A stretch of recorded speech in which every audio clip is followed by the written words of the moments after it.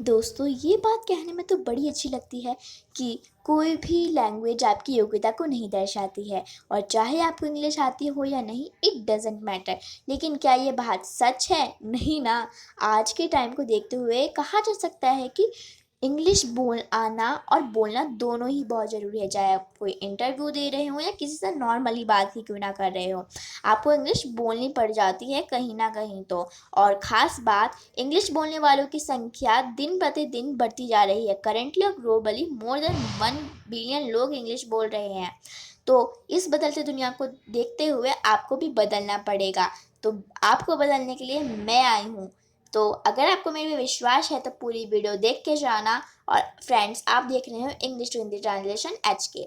Friends, first point हमारे ये है कि जब भी किसी को इंग्लिश बोलना होता है तो उसके साथ कोई बोलने वाला नहीं होता। हम सिर्फ यही सोचते रहते हैं कि हम किसके साथ बात करें, क्या बात करें। तो फ्रेंड्स, घबराने की कोई ज़रूरत नहीं है।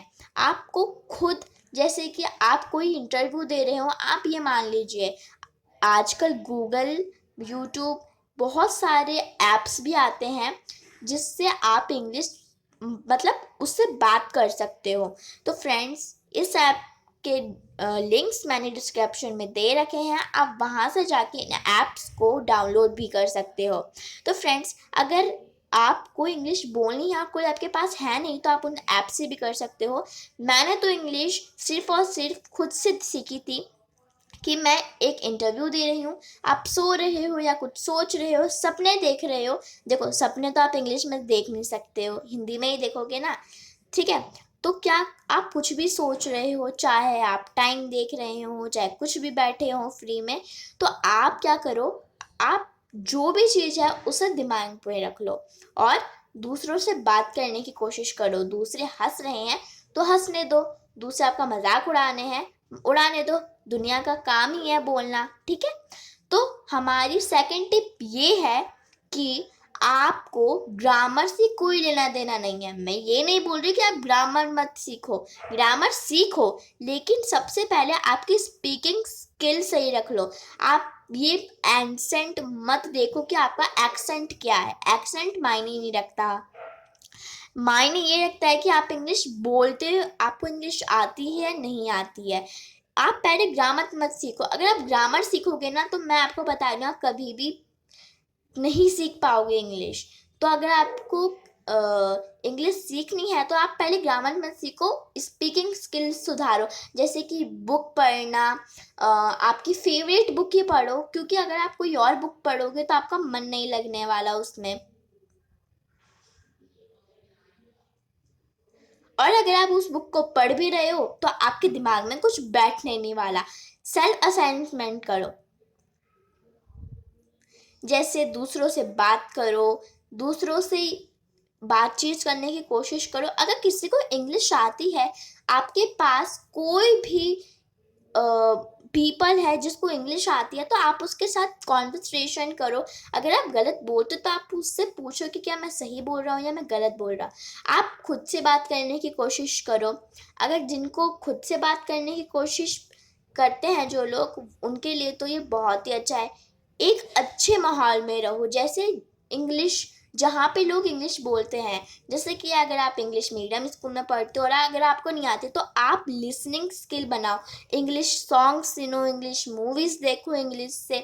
जो लोग इंग्लिश में कॉन्वर्सेशन कर रहे हैं आप उनको सुनो। तो आपकी इससे भी बहुत ही ज़्यादा स्पीकिंग स्किल्स बढ़ जाने की, इंग्लिश जल्दी सीखने के चांसेस बढ़ जाते हैं। थर्ड पॉइंट, थर्ड पॉइंट क्या है? मान लीजिए आपको इंग्लिश बोलना आ गया, ठीक है। आप क्या करोगे? आप ग्रामर पढ़ो। ग्रामर, विल बी का यूज़ कहाँ हो रहा है, हैव बीन का यूज़ कहाँ हो रहा है, आप ये देखो। अगर आपको ये आ गया तो आपकी इंग्लिश बहुत ही ज़्यादा और जल्दी सीखने के चांसेस भी बढ़ जाएंगे। लेकिन आपको अपने ऊपर पूरा प्रेशर नहीं डालना है। ऐसे भी नहीं करना है कि आपने एक दिन तो इंग्लिश सीख ली और दूसरे दिन सोच रहे हो मैं तो एक्सपर्ट हो गया भाई साहब, मेरे को तो अब कुछ नहीं करने की ज़रूरत नहीं है।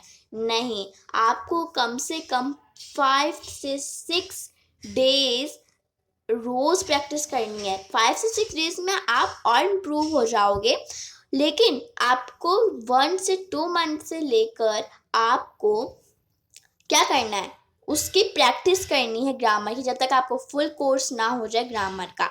हर इंग्लिश, जिसको इंग्लिश आती है उसको भी पूरी इंग्लिश नहीं आती है। मतलब मेरे कहने का मतलब ये है कि दुनिया में ऐसा कोई भी इंसान नहीं है या कोई सा भी ऐसा देश नहीं है जिसको पूरी एक्सपर्टली सारे वर्ड्स पता हो। ओके, तो आपको घबराने की कोई ज़रूरत नहीं है। जैसे कि आप जिम जाते हो तब आप बहुत मोटे होते हो, लेकिन अगर आप 1-2 महीने जिम में करते एक्सरसाइजेस करते हो, योगा करते हो, तो आप में इम्प्रूवमेंट आता है। आप मोबाइल देखते हो तो आपकी आँखों में भी चेंजेस आने लग जाते हैं, चश्मा चढ़ जाता है।